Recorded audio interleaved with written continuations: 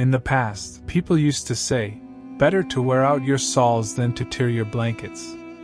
What did they mean by that, elder? They meant that it is better to wear out your sawls by working than to tear your blankets by being idle. Work is a blessing, work is a gift from God. It gives vitality to the body and freshness to the mind.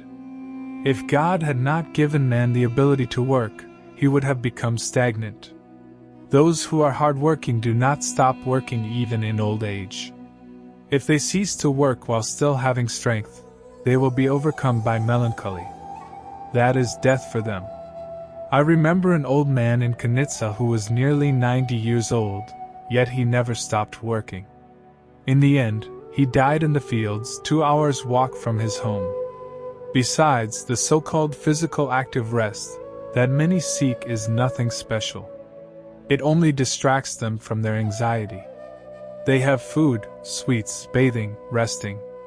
But as soon as all that is over, they seek another rest. Thus, they remain constantly dejected because something is always missing. They feel an emptiness, and their soul longs for fulfillment. However, the one who tires himself with work can have continuous joy, spiritual joy. But elder, if someone has a bad back, they cannot do all kinds of work? Well, don't the back muscles need a little exercise too? Isn't some kind of work, which acts as an exercise for the back, helpful?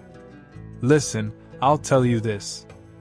If someone eats, drinks, and sleeps without working, they become unscrewed, and all they want to do is sleep because their body and nerves become weak. Eventually, they reach the point where they can no longer do anything. They take a short walk, and they feel pain. On the other hand, if they work a little and stay active, they strengthen both their legs and their hands.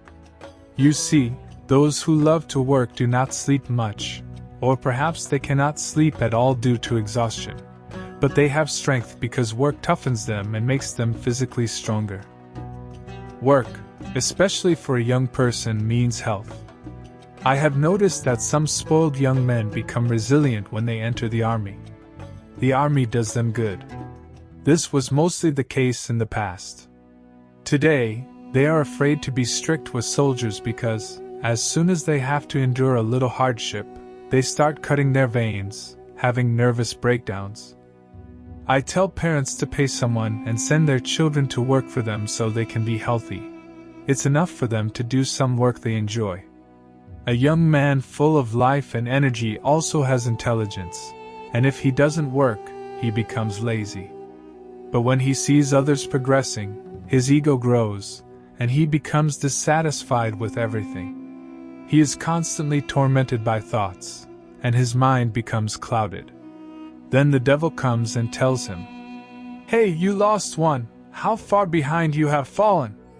That one became a professor, the other has his own business and earns money, and you, where will you end up?" And so he drives him into despair. But if he starts working, he will gain confidence in himself, in the good sense of the word. He will see that he too can handle work, and his mind will be occupied with it, freeing him from tormenting thoughts. Thus, two good things are born from this.